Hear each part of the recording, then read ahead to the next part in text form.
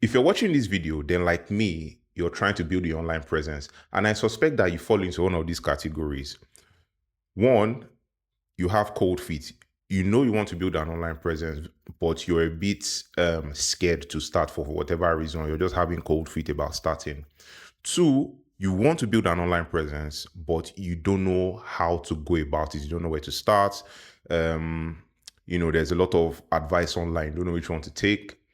Or you might be like me and you posted content, but you didn't like the results you were getting. So you stopped, then you started again, you posted content, and like the result you got, and you stopped again. And then just that start and stop cycle. Or you see a lot of noise online. You see a lot of fake gurus, fake thought leaders. Everybody's a thought leader these days. And you're like, I don't want to be one of these guys. But you know that every one of us has seen success stories of many influencers. We see what the successful influencers are able to do with the influence they've garnered over the years, right? You know there is opportunity that comes with, being visible online, but you don't want to end up being one of those people that are just, noisy and not really bringing any value to anyone, right? I'm sure one of those ones describe you. A little bit about myself. Like I said, my first ever post um was somewhere around 2016, 2017. My first ever post where I was like, okay, I want to build an online presence. Before that, Twitter now. Before that, I used to tweet on Twitter, but not with the mindset of wanting to build influence. I didn't. There wasn't anything like influencer those days. I'm talking BlackBerry days. Where just it was Twitter for me was just a place to banter with my friends. It wasn't anything. But around 2016, I would say 2017, maybe that was when I was like, okay, there is this thing I can actually build an online presence. Let me try. But I tried. I created some content. Didn't like the traction I was getting. I guess I was comparing myself to other people in hindsight. And then I'll stop, and then I'll see other people doing well again. I'll be like, okay, let me pick this thing back up, and then I'll stop for whatever reason, maybe because of life, maybe because I got busy with work or whatever, and then I'll pick it up again, and then I'll stop. And then I committed the cardinal sin. I deleted some of my posts. So even if I haven't been consistent over the years, if I hadn't gone and deleted some of my posts, now mind you, none of these posts were like controversial or anything like that. There were posts about branding and things like that. They weren't controversial or anything. It was just I was like, oh, the posts are cringy, but they got some engagement. And in hindsight, some of those engagements for where I was good engagement, and I could have just kept at it. But that's my story. Stop and start cycle, stop and start cycle. And I just got tired of it. And recently I was like, you know what? I want to build my brand, but I want to do it properly. And then so from the other thing you need to know about me is I'm a branding and communications, digital communications strategist. And so I know a lot about branding. I know a lot about building your brand through content online, either as a personal brand or as an organization, right? So with all those learnings from working with clients and working on many branding projects, I know what I must do. But I had to sit down and really think about, okay, what am I embarking on here? What am I taking on? And that's what led me down the path of coming up with the framework that I'll share in this video. That's what led me down the path of thinking, okay, what are the things that I must accept? Mark Manson was his name. Yes, Mark Manson, the writer of the subtle art of not giving an F. He talks about the concept of deciding on your shit sandwich. Pardon my French. The idea of the shit sandwich is you want to achieve something, you're going to have to sacrifice, and you need to decide on that sacrifice. Nothing comes easy. So a lot of things like that, I have to sit down and think about, okay, I have to build my brand. What do I need to do? Started writing it down, doing some research, see what successful people have been able to, how successful people have been able to achieve what they achieved, and things like that. And so that's kind of my story in a nutshell. So now I'm on the path of building my brand again, and I guess this is a good place for me to address a concern for some people, which is you're talking about building an online brand, but you yourself don't have a following. Um, yes, you're right. Right, but I'm actually practicing what I preach now. There are some things that I will reveal in this video that will help you to understand. Like when I tell you, you'll be like, yes, of course, that makes sense, right? But oftentimes when we attempt to build our personal brands, almost like we throw some universal truths to the side. But we'll get into all that as I go. Um, so that's my story. So now I'm on the journey to building my brand again and trying to be a bit more consistent. But I'm actually um, every piece of content I put out, I'm putting it out with purpose now, as different from just creating content because I want to be a thought leader, quote unquote. So I want to talk about the current state of affairs on the internet, and one of the many things that I see that I find interesting is this idea of thought leadership. Everybody's a thought leader now, and everybody's teaching everybody how to do the thing, whatever it is, whatever their skills lie, how to do something on LinkedIn. I have people like me too talking about how to build an online presence, and everybody is a thought leader now. And the question is, if everybody is a thought leader, then how do you differentiate? And that's got me thinking about this whole idea of what really is a thought leader. And you know I'm sure I've Googled the term thought leader before. I'm definitely sure I've Googled the term thought leader before. But um, I d- when I was doing the research for this video, I was like, I don't even want to Google what thought leader means because I'm tired of the term personally, because it's kind of overused. And I was thinking about the concept of thought leadership, and for me, a thought leader is somebody who people respect their opinions on things, who people respect their insights, who has interesting insights to share with people, basically, right?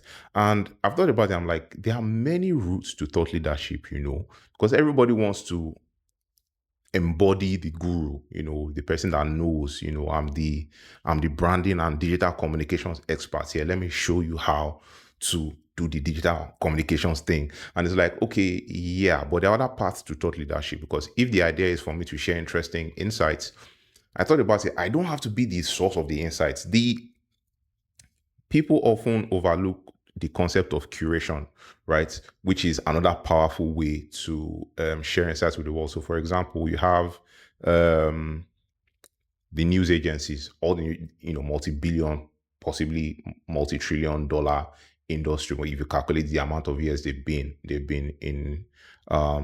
they've been in existence, and they don't make the events, they don't cause the events to happen. Maybe they say some things that cause other events to happen, but all they do is just report on the events. Oh, the prime minister of such and such country said this thing about this particular issue, and the police people in this particular state did this particular thing. They're not really involved in the events, they're just reporting on the events, and somehow, some way, they catch our attention. And if they caught our attention, then quote unquote, they thought leaders, because we're interested in what they have to say, because what they have to say kind of is valuable to us in some way, right? And so for me, it's a reflection of the mindset a lot of us take into building an online presence.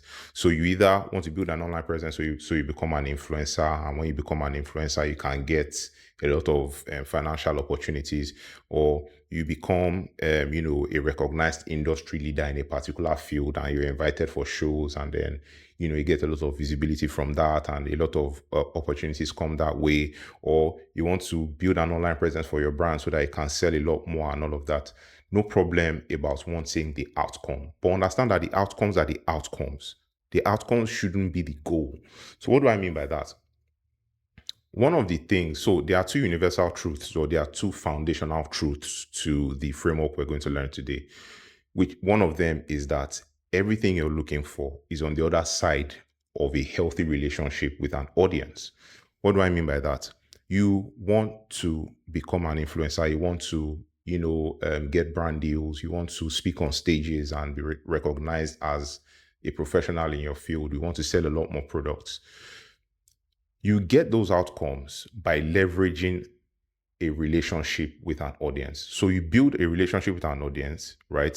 So you notice how I'm not saying you build an audience. If you think about it as building an audience, then you're missing the point. If you think about it as building relationship with a designated set of people, then you're able to plan a little bit better. I'll get into that a little bit later.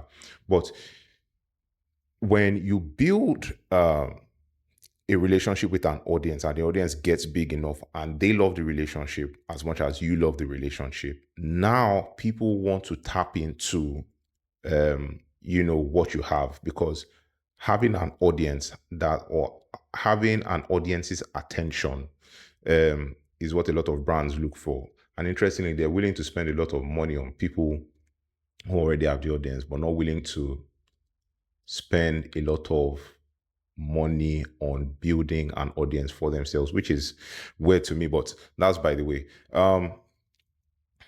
So everything you're looking for is on the other side of building that relationship.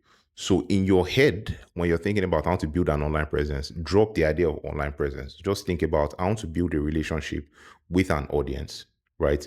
When you build a relationship with an audience,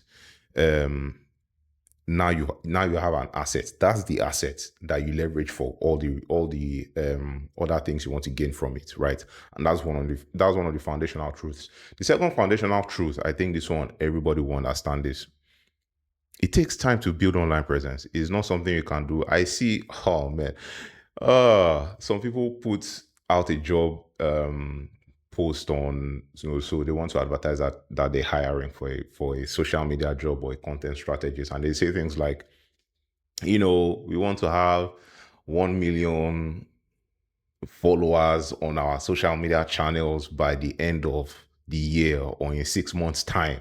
And I see things and I'm like, it doesn't work like that. Those are metrics, yes, and they count, but it takes time to build these things.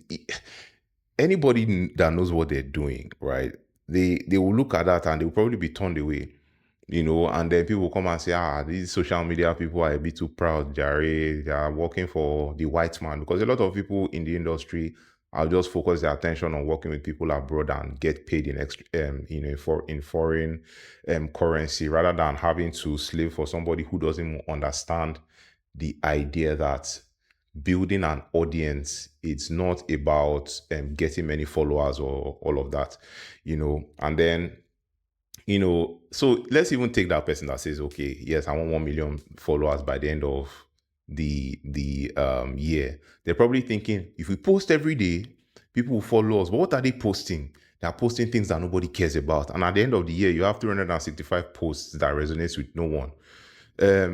For those who don't understand what I'm talking about, Monday motivation, does that ring a bell? How many likes do you get on your Monday motivations outside your friends? For example, I'm not saying don't post your Monday motivations. You motivate as much as you want. I'm just making an example there. I know I shook a table slightly there. I remember, let me put myself on that table. So I remember, because I used to do this as well. I created a post talking about happy World Malaria Day. This is, I want to say somewhere in 2017, 2018. And I think, so, okay. I said I committed a cardinal sin by deleting some of those posts. Those are some of the posts I will see and I'll be like, how did I post this? I don't care about Malaria Day. I don't even remember what day of the year it is anymore.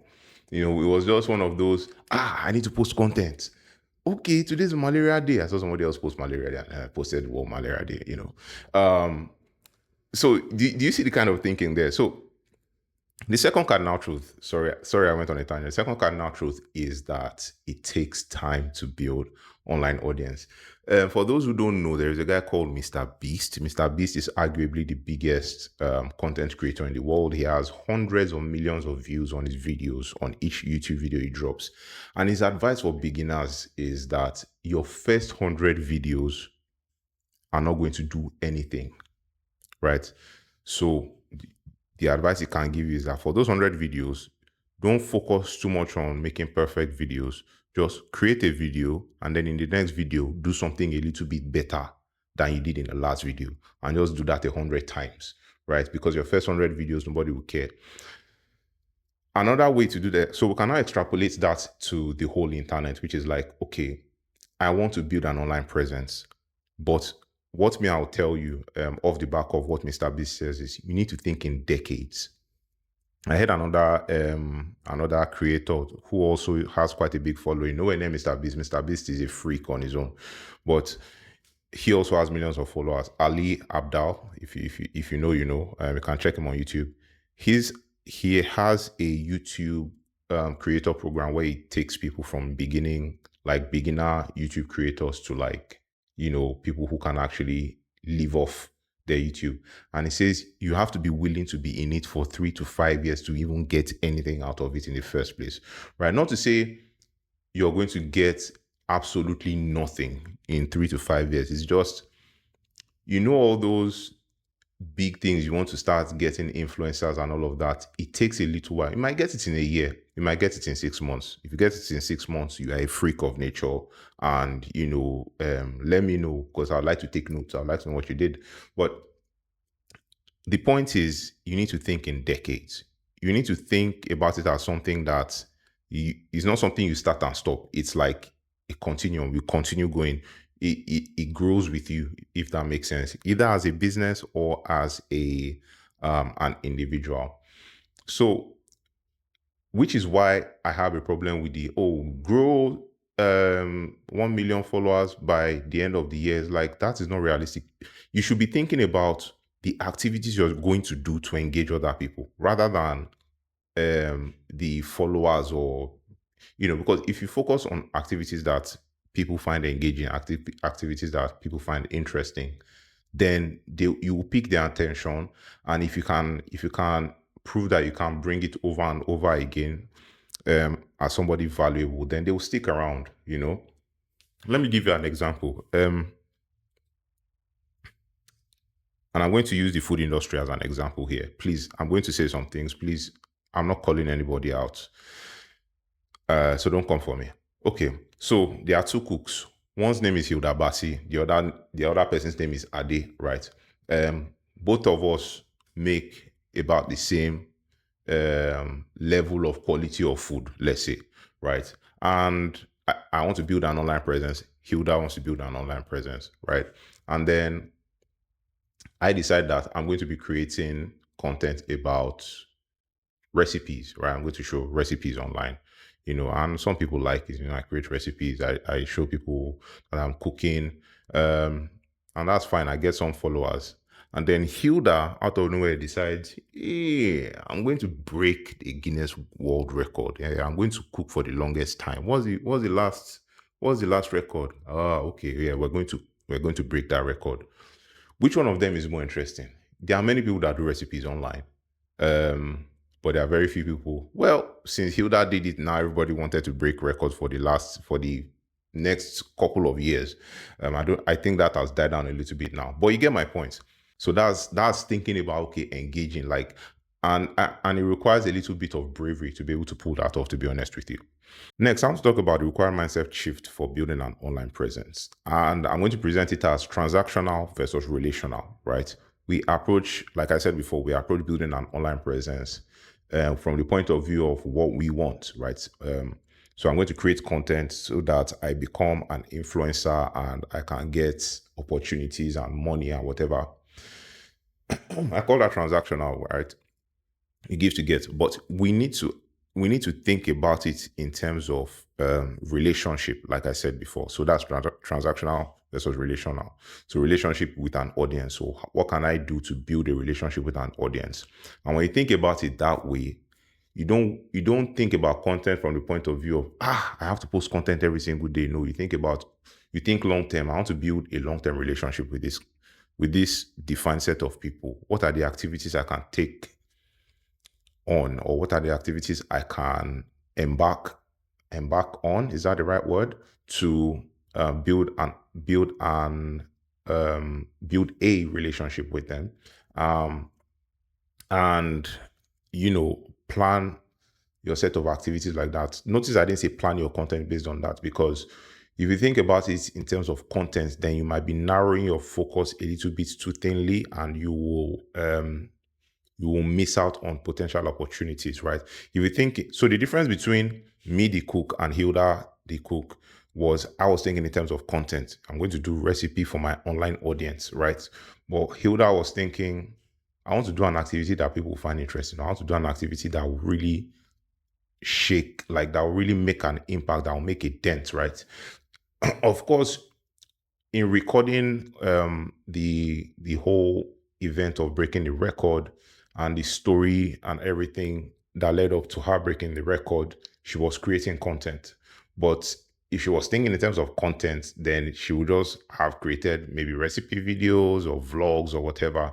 But she thought in terms of activities, and the activity just so happened to be so impactful that it caught all our attention, right? Um, so that's that. We need to shift from transactional to relational. Also in businesses too, you need to shift from transactional to relational, because most of the time when I talk to businesses and they say I want to build an online presence, and I say, okay, who do you want to target? They say they're customers. And then when we get to content, they want to start teaching their customers about what they do. Um, and not that there's anything wrong with that, but it's almost like a boilerplate thing. Okay, our motivational Monday, we're going to, you know, motivate our customers, and then on Tuesday, we're going to teach them about this particular concept, and then on Wednesday, we're going to show them 5 guides or 5 ways of doing this thing so that it doesn't happen. And then on Thursday, now nothing wrong with those kinds of posts, but it's almost like everybody's doing it. And if you want to be different, then you need to approach it differently. And that's why I think we should think in terms of events, think in terms of activities, think in terms of building a relationship with a set of people rather than just creating content for a set of people. Does that make sense? Yeah, I hope that makes sense. So, having laid all the groundwork, haven't given you all the two universal truths and giving you all uh the foundational information, let's go into the framework. And like I said, the framework will make sense. So the framework is called crop. It's called crop for now because I couldn't be bothered to start getting creative about the name. What crop means, it has nothing to do with agriculture, although I could have gone the agriculture route when I was thinking about the messaging for this. But for now, I'm calling it crop. And crop really is basically the clarity required for online presence. That's all it really is. So I just removed the and for, and it wouldn't have made sense if it was CRFOP. It doesn't hit as hard. So I went for crop, the clarity required for online presence, and it's a 5-step process. And if you work with me to help you strategize your online presence, this is the framework we're going to go with, right? So the first one is to define the impact you want to make. And like I said before, we need to think in terms of the impact we want to make on someone, right? So the impact cannot be vague, it must be tangible. And it must be transformational in the life of this said defined audience, like I said before. So impact is very important. The impact I want to make is to help leaders who have been in their careers at least 20 plus years, and consultants and businesses to have everything they need to build an online presence. I want to be their guide, somebody to guide them to building a successful online presence over, an extended period of time. I said it takes time, right? That is the impact. So it's tangible. I can tell when somebody has a strong enough presence, and if I've been with them from the beginning, anybody knows. So all you have to do is Google yourself, and you know how well you're doing online, right? Yeah, my Google search results page is horrible at this point in time, but I'm working on it. But my point is, you can tell when that impact is made. I can actually measure it. Okay, how good is your online presence now compared to when I started working with you? We can actually check that. So it needs to be tangible. So none of this, I want to improve the lives of I don't know, chartered accountants in Lagos State. Okay, what does improve the lives mean? Right. So we need to be, so that's one thing about this framework is, especially if you work with me, I will make sure that we are not just labeling things and we're not just throwing words out there. We're actually defining actionable, tangible stuff. Because if what you're defining is not actionable, if it's not tangible, then everything we do is just fluff at the end of the day. So your impact must be tangible. You must be able to measure it that, okay, I made the impact. The second phase is to define the audience. Again, you must define the audience to the T. No, chartered accountants. Okay, can we get a little bit more descriptive? See where I described my own. you're a leader. You've been in business. You've had over 2 decades long career, and you want to build your online presence. Um, why that? Because those people. Okay, so let me give you a little story about that. The reason why I went for that particular set of people is that like I said before, there are a lot of thought leaders online. Now, a lot of them do say correct things, but a lot of the things they say is regurgitated. You see five people say the same thing slightly differently. But the people who have a lot of knowledge, who have a lot of experience to back that knowledge, that can speak from experience and really affect a lot of people, don't have the time to do that. Don't have the facilities to do that, by which I mean they don't have the know-how to do that. And a lot of the time, because I have quite a few of them around me, a lot of the time, sometimes they don't see the information they have as valuable because it's just, yeah, now maybe it's just a pen now. But somebody is looking at that pen from far, like, wow, if I could just have the butt of the pen, wow, that would change my life.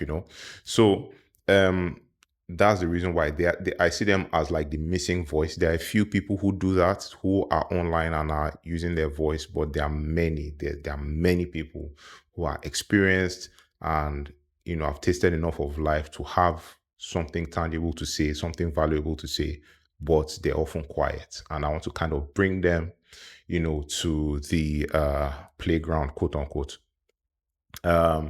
So see how descriptive I got with that, right? So the point is you need to be very, very descriptive, right? No labels, be descriptive. The third thing is, so now we've defined the impact we want to make and who we want to make the impact on, right? The third thing is, what kind of relationship do I want to develop with them? Now, this is not where you start saying things like, "Oh, I'm going to be a thought leader," or "I'm going to be." Some people, get really emotional and say, "Okay, I'm going to be the champion for them. Or I'm going to champion them," or "I'm going to be a cheerleader." Thank you. I'm going to be a cheerleader. What does that mean? What does that mean? My friend Quadri, my business partner in Kishi Creative, his personal brand is his personal the relationship he wants to build with the people that follow him is to be he calls it a no BS guide, which means that if we both decide that we're going to do A, B, and C, and tomorrow so both decide we're going to do A, B, and C by tomorrow, and then tomorrow you come and tell me, no, I only did B, and then you're giving excuses and it's not tangible. He will confront you about it. I've seen a couple of people who do that, and I'm like, that's actually a very nice differentiator. Not many people are brave enough to do that. And there are many people that would appreciate that. And those are the kind of brands where you're like, yeah, you may not like me. So if you don't like me and you cannot work with me, please shift to the side. There are some people who are serious. I only want to work with people who are serious here, that kind of thing. So he's descriptive about the relationship he wants to have, right?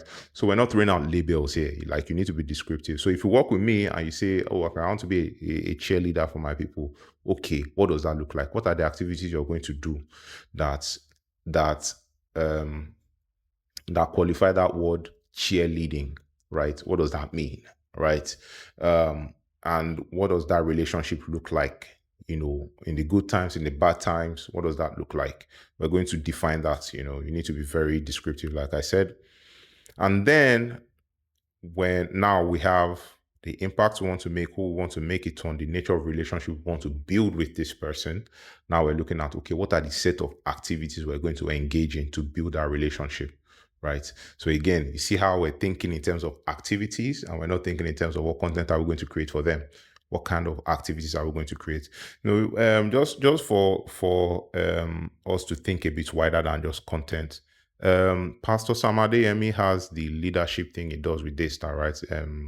I forget what it's called now. That's a leadership program, right? So if you're somebody like him, rather than thinking, oh, I need to create content for, leaders, you can set up a leadership thing. Now, I'm not saying at the beginning you set that up, but that should be in vision. This is where we're going, right? We're going to do a leadership thing, and people come and they learn some things, they get a certificate, and whoever gets the certificate gets XYZ perks. Are you going to do workshops? Somebody like me, I intend to do workshops. What are the activities you're going to engage in aside from creating content, right? I also intend to do a couple of things, just so that, to give you a heads up, I intend to do something I call 5-minute podcast, which is probably just call somebody that I follow on LinkedIn or something, or somebody I respect, and ask them a couple of questions. So it's not going to be a full-fledged podcast. It could be a quick 5 minutes Google Meet thing, and it's going to be one question. You give me your answer. We're done. I don't intend to take your time, and I do that over time. The other thing I intend to do is meetups, right? So we'll sit down, have a virtual cup of coffee, or maybe physical even, and we just chop it up. Talk about whatever it is we want to talk about, and things like that. So that's kind of those are some of the activities I'm thinking about. So mode of engagement. What are the things you're going to do to engage with your audience? Think beyond content. Think activities. If you think about interesting activities that people will find valuable, that people will find interesting, you can document those activities and present them as content, and that will engage a lot more people. Trust me. So we've spoken about the impact we want to make. We've spoken about who we want to make the impact on. We've spoken about the relationship we want to build with the people we want to make an impact on. And speaking of the relationship thing, one of the reasons why businesses struggle with building a social media following or building an online presence. Look, the truth is that people prefer to relate with people. That's why, personal brands do better than business brands. But I feel like businesses can do better as well. I think businesses can do better as well. And there are ways around it. If you're worried about corporate image and all these kind of things, you can set a side thing that is its own standalone thing, but it's owned by the business, and that is taking care of an audience. Let me give you an example. Sorry, I need to go on this tangent because I think it's so valuable. Procter and Gamble were the pioneers of soap operas. If you're young and you don't know what a soap opera is, they're what we call series these days. It's morphed into series, what we call series these days.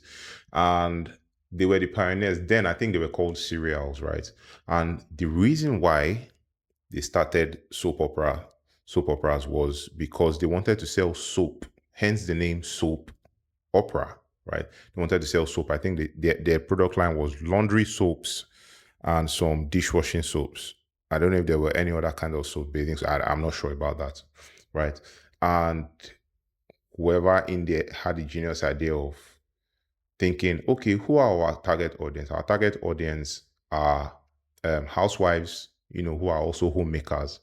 And the idea is that while the men go to work and the women are at home, cleaning the house. Yeah, this is like the 40s or 50s here. So don't come with me with your 2025 brain talking about equality and all this stuff. This was the way the times were then, okay? The older people watching this can testify to this. And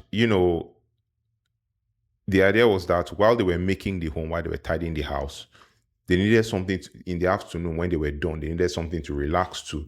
What is more interesting than doing like a drama series that people will find interesting? And whoever thought about that then, and this was on the radio, TVs weren't even invented at this time. Whoever thought about that then is a genius for me. And it caught on. These shows were not shows about soap. They were just drama. And what I heard from the research was that Procter & Gamble put the resources aside, hired the talents, so the actors, hired the directors, the writers, all of them, put them in the studio and said, you people have full creative control. Do something entertaining for these people, right? And then all they just did was put soap adverts, I guess, in the beginning and the end and all of that. Or you have a little, this show was brought to you by Procter & Gamble, or brought to you by the name of whatever the soap was, right? And you know what you're doing has caught on when your audience gives it a nickname. right? The nickname they gave it was the term soap opera was coined by the audience, the women that were watching the stuff, right? They were called serials at the time. The actual formal name was serials, but they evolved to be called soap operas over time. And what really made it go their version of viral at the time was that when Margaret and Kate are at the shop doing their show, their weekly shopping. What are they talking about in the supermarket? They're talking about the last episode of such and such, soap opera, and and things spread like that. And decades upon decades after, there were soap operas, and then that's kind of morphed into series now. Look, I didn't tell that story as well as I should, but I hope you get the idea there. Procter and Gamble, a company that sells soap, decided to create drama for their audience to be entertained by. That is an example of creating an activity that an audience finds engaging as a business, right? So and it worked. They sold a whole lot of soap, and now I guess now the whole business model of create content, let people be interested in it, and then put adverts inside. Those were the originations of it. It could have started earlier than that. I don't know, but they've been doing it for a long time. So back to this. We've spoken about the impact. We've spoken about the people we want to make the impact on. We've spoken about the relationship we want to have with these people. And then we've spoken about the mode of engagement, the set of activities we're going to do to build a relationship with them over a period of time. And so everything we've spoken about so far, 1 to 4, addresses the audience, the impact we want to make on the audience, who the audience is, the nature of the relationship we want to have with the audience, the kind of activities we want to engage in with the audience. And then it's only now at number 5, we'll now talk about my goals and my vision. What do I intend to get out of this? Do I intend to become a thought leader, an industry leader? Do I intend to become somebody that is respected? And what does that mean? Most of the time, if not all of the time, we want, in some way, shape, or form, we want this online presence to make money for us. That's the honest truth, right? So what is the monetization strategy, right? Some people jump into YouTube or TikTok, or I don't know if Instagram pays now, or Twitter X as it's called now, because they can get ad revenue from creating content, which is fine. But there are many other ways to monetize, because to get ad revenue, most of the time you have to meet certain criteria. On YouTube is like how many thousand views and how many thousand subscribers. Don't quote me on that, but but there are other ways you can monetize. Create your products. You can become an influencer. Get brand deals. You can use your influence to sell more of your services if you're someone like me, and things like that. So what are your goals? What is your vision? This is where you can get a little bit selfish and really talk about, okay, this is the outcome I want. But remember what I said, everything you want is on the other side of having number 1 to 4 correct and delivering on that over a period of time. So that's the framework from start to finish. To go over it again: impact, make an impact on someone, define who you want to make an impact on, define the relationship you want to have with them, define the activities you're going to engage in to build that relationship over time, and then define your goals and vision, what you intend to get out of it, and how you're going to get it out of it. If you're able to have all of these well defined, when it's time to hire somebody, when it's time to hire a content strategist or anything, you can rest assured that you're able to give them enough information for them to do something. They are the creative. They can figure out creative ways to execute on the thing, but you figured out the strategy. You know when you're going in the right direction. You know when you're going in the wrong direction. You know when you hit a place and you know that, okay, I need to pivot because the vision I have, it seems I need to go 20 degrees to the left, and then you pivot a little bit and go there. But if the problem is that a lot of us don't know, and this is the thing about the creative industry, right? It's difficult to really define a goal and a process. Because of the way creativity is, a lot of people know that creativity can be really messy. So it's always good to have a layer of strategy first before you then go into creativity. So you know that, okay, the creativity is the vehicle that helps you get to a goal. But if you don't really define the goal and kind of a strategic pathway there, the creativity kind of takes you somewhere and you're not sure where you're going. And a lot of people drop out on the way because they don't have a North Star, they don't have a compass to know if they're going in the right direction. And the saying is, if you don't know where you're going, how will you know when you get there? You know, and that's what this framework does. So if you are somebody that is not really a creative person, or yeah, you have ideas, but you need a creative team to help you get there, it's important for you to have the strategy in place, have the ideas mapped out, and understand, okay, this is kind of the general direction we need to be moving in. And then you can bring in a creative team to help you get there through creating content, through putting events together, whatever it may be. Um, yeah, so I hope that was valuable enough. I know I waffled on quite a bit, but I hope everything I touched on was valuable enough. If there's anything, if you have any questions, you can leave them in the comment section on this YouTube video. You can reply to the email that you got this video through. And you can also just send me a message on, LinkedIn. You can check the link to my LinkedIn. If you scroll down this page a little bit, if you're watching it on my website, if you scroll down a little bit, you see the link to my LinkedIn. You can just click on that and send me a message. Whichever way, I will definitely respond. Like I said, I'm not somebody with a million followers, right? So the few of you that watch this and want to ask me a question, as much as I have your email, you also have mine. So respond to me and I will respond back. I'm open to have the conversation. I'm hoping to have the conversation. I want to make this as valuable as possible. So your feedback is actually valuable. So I know if I missed out anything, if I misstepped somewhere, whatever it is, feel free to reach out to me. I'm open to really building this relationship with you. So finally, I want to talk about an offer that I have if you're watching this video. So if everything you've heard makes sense to you and now you really want to get your strategic framework together to get your online presence journey on the way, I'm offering a private workshop. Is going to be virtual. We're going to jump on a call. It's going to be about 90 minutes long. We'll deep dive into your brand. We'll apply the core framework to your brand. We'll figure out the impact you want to make, who you want to make it on. Like I said, what you're going to, the nature of the relationship you're going to build with them, the activities you're going to do to engage with them. And we'll talk about your goals and ambitions as well.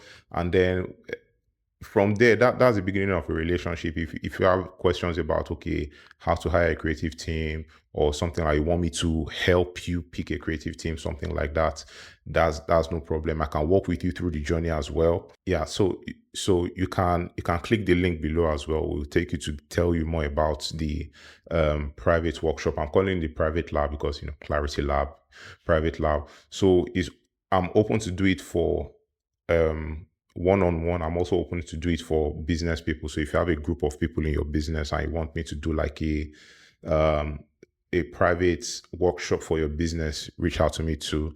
We can do that. More information down below. Just click the link to the page and you get all the information you want. Once again, I hope this was valuable. If you have any questions, anything, reach out to me either by email, either by LinkedIn, or just through the comment section down below. I'm all ears. I will definitely respond. Thank you for your time. Once again, I hope this was valuable. And hopefully I'll see you in the private workshop.